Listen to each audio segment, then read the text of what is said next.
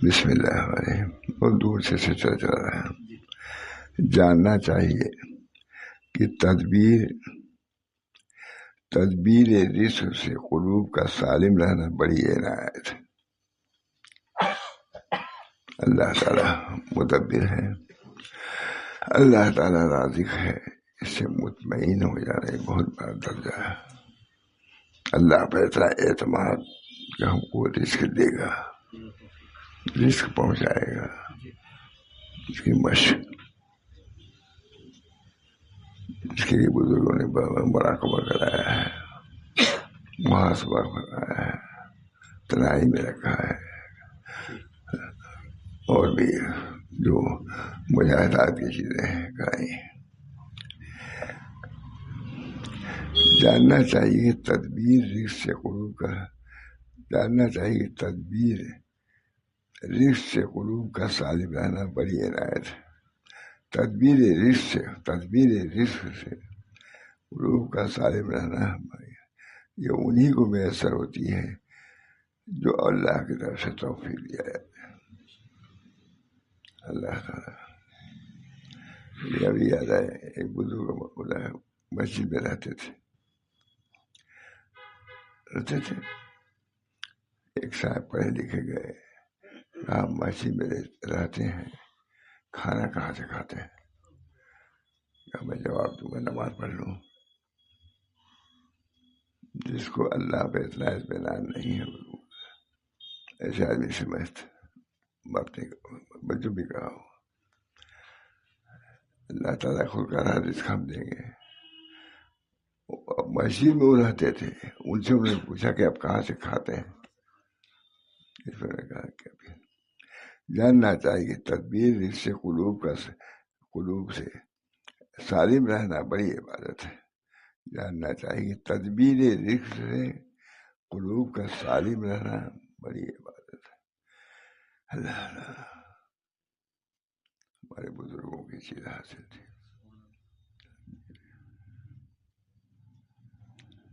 یہ انہی کو میسر ہوتی ہے جو اللہ کی طرف سے توفیق دیا جاتا ہے.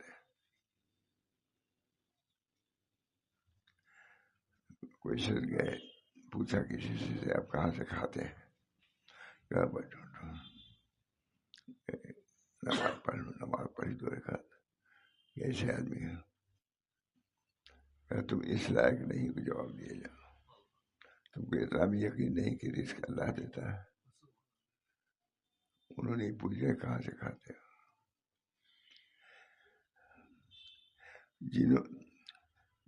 کہتے ہیں جاننا چاہیے تدبیر رزق سے قلوب کا سالم رہنا بڑی عنایت ہے. اللہ جس کو چاہے دیتا ہے. موفق من اللہ، یہ انہی کو میسر ہوتی ہے جو اللہ تعالیٰ کی طرف سے توفیق دیا جاتا ہے. اللہ پر بھروسہ بڑی بات ہے. وَمَن يَتَوَکَّلْ عَلَى اللَّهِ فَهُوَ حَسْبُهُ. اللہ پر بھروسہ کیا اس کے لیے کافی ہے. اب اس سے ایمانی چیزیں ہیں نا، ایمان سے اس کا تعلق ہے. اللہ ہم لوگ کے ایمان کی تکمیل فرمائے.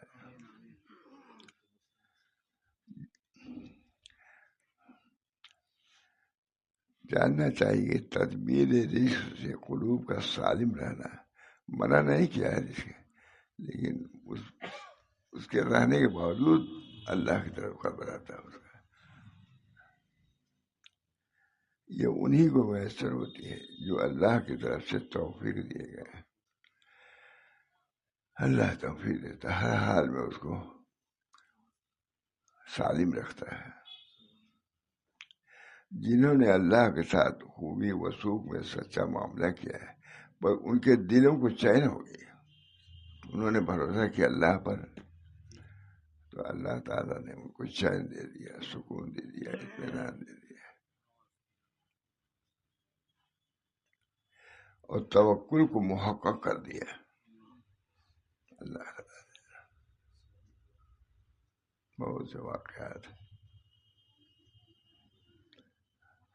میں تو بھائی رہا ہوں ضرور حضرت کے یہاں، ماموں کو تو مسا کے بہت حضرت محمد صاحب بھی بہت آتے تھے، ان سے بھی بہت سے متوکل واقعات کیا سنا، جنہوں نے اللہ کے ساتھ خوبی و سوکھ میں سچا معاملہ کیا، وہ ان کے دلوں کو چین ہو گئی اور توکل کو محقق کر دیا۔ اللہ کو بھروسہ، آپ پر ہم پر بھروسہ وہ بھی کوئی معنی رکھتا ہے، تو اللہ پر بھروسہ بہت بڑی بات ہے۔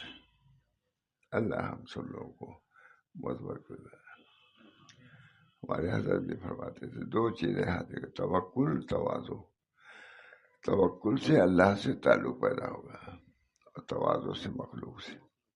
مجھ سے خود کہا ہے ایک صاحب کو کہ یہ دو چیزیں خود، توکل اور تواضع۔ توکل سے اللہ سے تعلق درست ہوگا، تواضع سے مخلوق۔ ان دونوں چیزوں کی ضرورت ہے کہ نہیں؟ سب کو ضرورت ہے، ہر انسان کو ضرورت ہے، خالی ہمارے ہر انسان کو ضرورت ہے کہ اللہ پر بھروسہ کرے۔ روزی کہاں سے اللہ دیتا ہے، چڑیوں کو روزی دیتا ہے، گھونسلوں میں پہنچاتا ہے، اور بہت سی چیزیں مثال میں دیا جاتا ہے۔ جنہوں نے اللہ کے ساتھ خوبی و وسوخ میں سچا معاملہ کیا ہے، پر ان کے دلوں میں چین ہو گئی، سکون اللہ دینے والا ہے۔ ایک بزرگ کا واقعہ سنا، کوئی تھے متوکل مسجد میں، کسی نے کہا آپ کہاں سے کھاتے ہیں؟ تو کہا اچھا بتلاتا ہوں۔ گئے، وضو کیا، نماز پڑھی، دو رکعت آئے، کہا تم کو اتنا نہیں معلوم کہ اللہ روزی دیتا ہے؟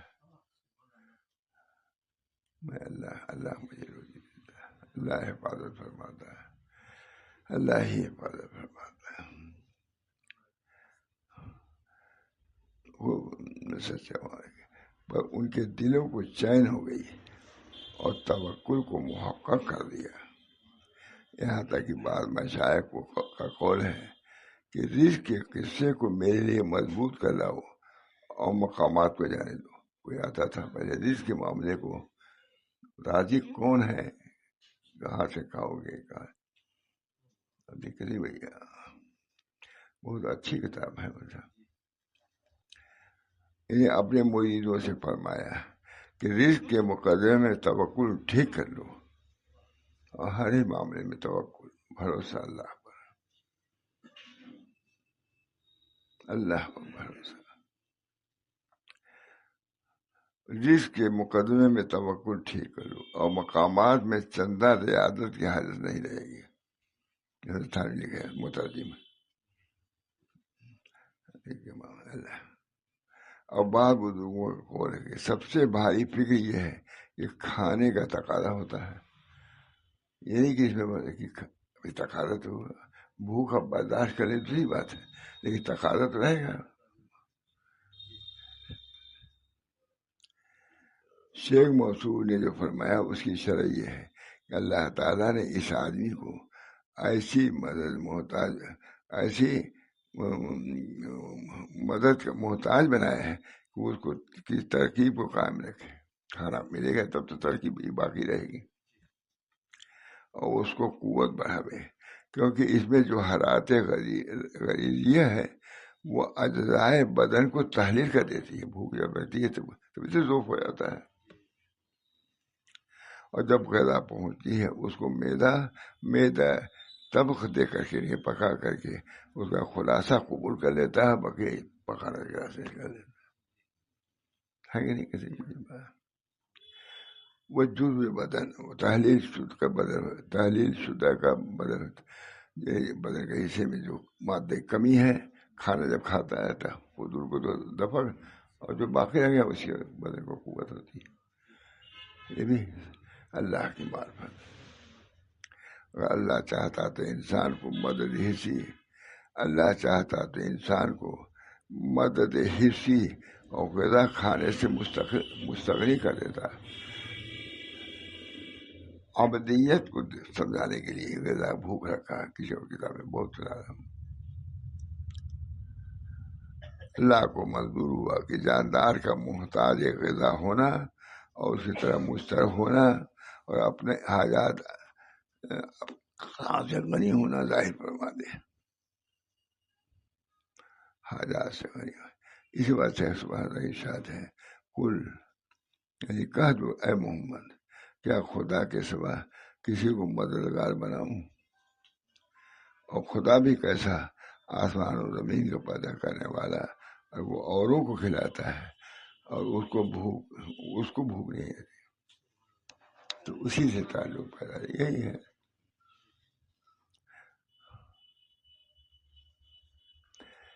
بس اللہ تعالیٰ نے اپنی دو وصفوں سے اپنی مدح دو وصفوں سے فرمائی۔ ایک یہ کہ اوروں کو کھلاتا ہے، کیونکہ جتنے بندے ہیں سب اس کے احسان سے لدے ہوئے ہیں، نہ کھلائے مر جائے گا، اور اس کے رزق کو منت سے کھا رہے ہیں۔ اور دوسرا یہ وصف کہ وہ کھاتا نہیں، لوگوں کو کھلاتا ہے، وہ خود کھاتا نہیں، کیونکہ حاجت غذا سے وہ مقدس پاک ہے۔ ایسی عمدہ بات ہے ہمارے الحمد للہ بیان کرتے رہتے ہیں کھانے کو بھی، بلکہ وہ سمد ہے، سمد لاپرواہ، اور سمد اسی کو کہتے ہیں جس کو کھانے کی حاجت نہ ہو۔ اللہ احد اللہ الصمد۔ اللہ تعالیٰ ہمارے دلوں کو ٹھیک فرما دے۔ سب یہ علوم و معارف ہے، آدمی جب اللہ نے پیدا کیا ہے تو یہ سب سمجھنا چاہیے کہ نہیں؟ کہاں سے کھا رہے ہو، کہاں سے جب اوروں کی طرح تم نے بھی سمجھ لیا کہ فلاں نے دیا، نہیں، اللہ نے دیا۔ الحمدللہ الذی اطعمنی، لیکن وہ کتنا برمحل ہے، الحمدللہ الذی اطعمنی وسقانی وجعلنی من المسلمین۔ ہم کو کھلایا اللہ نے، میں نے کہا جاتا کہ فلاں نے کھلایا ہے، مجھے نہیں کہ اللہ نے کھلایا۔ الحمدللہ الذی اطعمنی وسقانی وجعلنی من المسلمین۔ یہ اسلام ایک شرف ہے، دیا جہاز جیسی چیز، کھانا بھی انہیں، اسلام بھی انہیں کی طرف سے، اور کھانا بھی ظاہری باطنی دونوں زندگی کے لیے ضروری ہے۔ اسلام باطنی زندگی کے لیے اور کھانا بدن کی زندگی کے لیے۔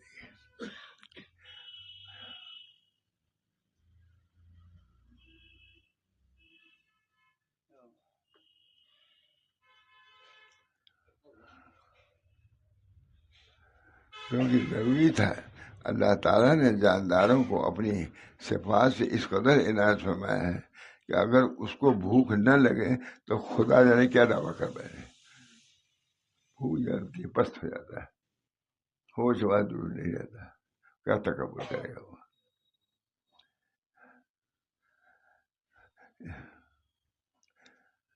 اللہ تو بڑی حکمت والا،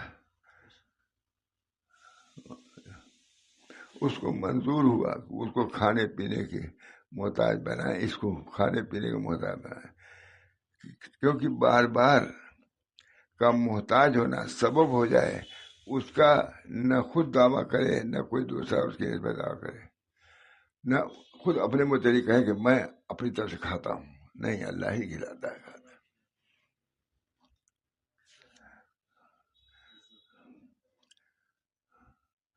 نہ خود دعویٰ کرے نہ کوئی دوسرا اس کی نسبت، کھا رہا ہے، ابھی چائے کی ضرورت ہے، دو پورا بھائی چائے لے آؤ، بھوک لگی ہے، کھانا لا۔ ایسا شخص خدا بن سکتا ہے جس کو ہر وقت کھانے پینے کی ہے، نہ کوئی اس کے نسبت دعویٰ کرے۔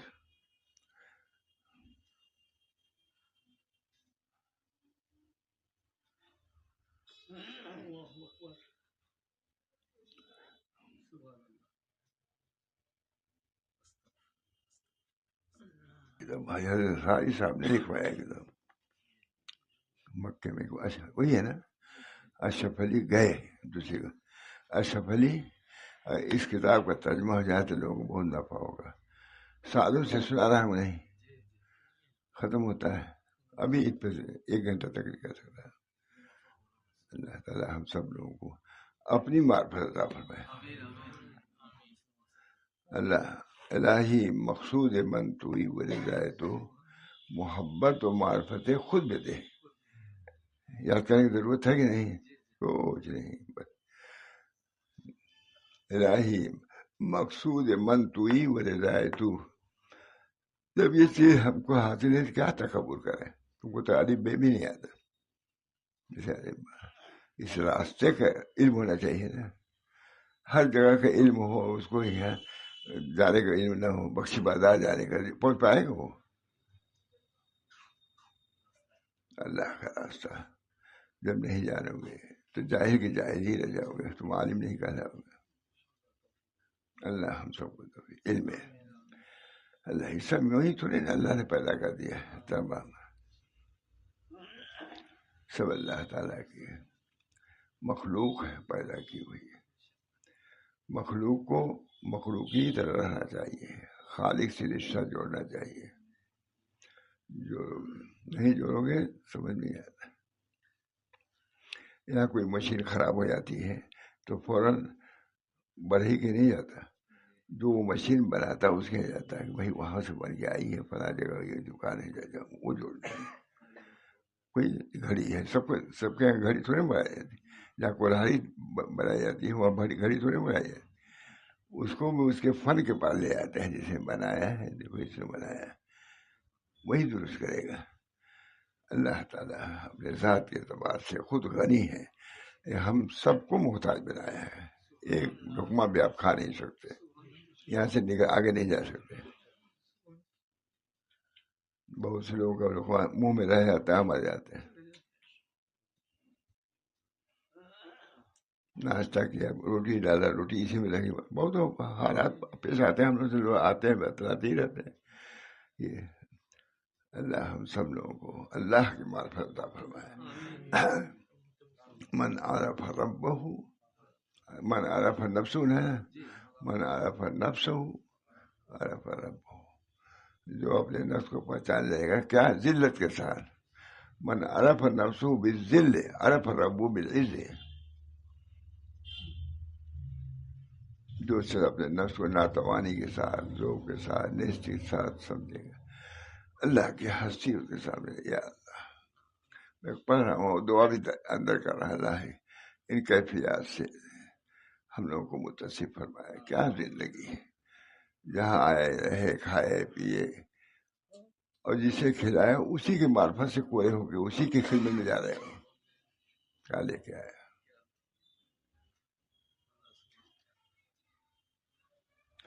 آدمی باہر سے آتا ہے، بچے کہتے ہیں کیا لائے ہو، کسی نے مثال دی. اللہ بھی فرمائے کیا لائے ہو.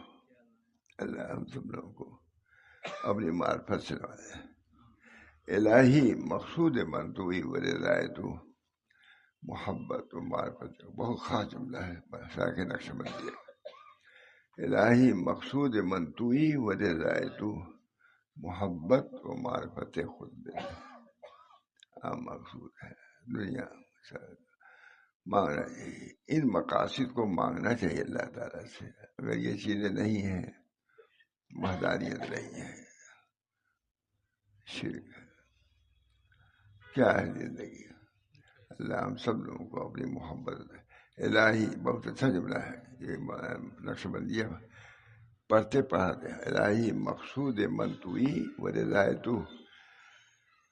محبت و معرفت خود بھی دونوں چیزیں، محبت ہو معرفت نہ ہو تو محبت تم کو یہ حضرت کی بات ہے. یہ محبت تم کو دوسرا راستہ بھی دکھا سکتی ہے، لیکن اس کے ساتھ معرفت بھی ہے. الہی مقصود من توئی و رضائے تو. محبت راستہ بھی ہے، محبت اور معرفت یہ خدا تک پہنچانے والی چیز. لیکن ان چیزوں کی طرف توجہ نہیں ہے، خرافات میں اپنے ذہن کو پست کرتے رہتے ہیں. خرافات میں الہی مقصود من توئی و رضائے تو. محبت و معرفت خود کم سے کم سن تو لو. محبت و معرفت دو چیزیں ہیں جو اس دنیا میں آ کے حاصل کرنی ہے. اللہ مجھے بھی حاصل کرائے، آپ حضرات کو بھی. وآخر دعوانا الحمدللہ رب العالمین. اللہ اسی پہ جینا ہو، اسی میں مرنا ہو. ربنا لا تزغ قلوبنا بعد إذ هديتنا وهب لنا من لدنك رحمة إنك أنت الوهاب. اللهم آتني في الدنيا حسنة وفي الآخرة حسنة وقنا عذاب النار. ربنا لا تؤاخذنا إن نسينا أو أخطأنا ربنا ولا تحمل علينا إصرا كما حملته على الذين من قبلنا ربنا ولا تحملنا ما لا طاقة لنا به واعف عنا واغفر لنا وارحمنا أنت مولانا فانصرنا على القوم الكافرين. ربنا آتنا في الدنيا حسنة في الآخرة حسنة وقنا عذاب النار برحمتك يا أرحم الراحمين.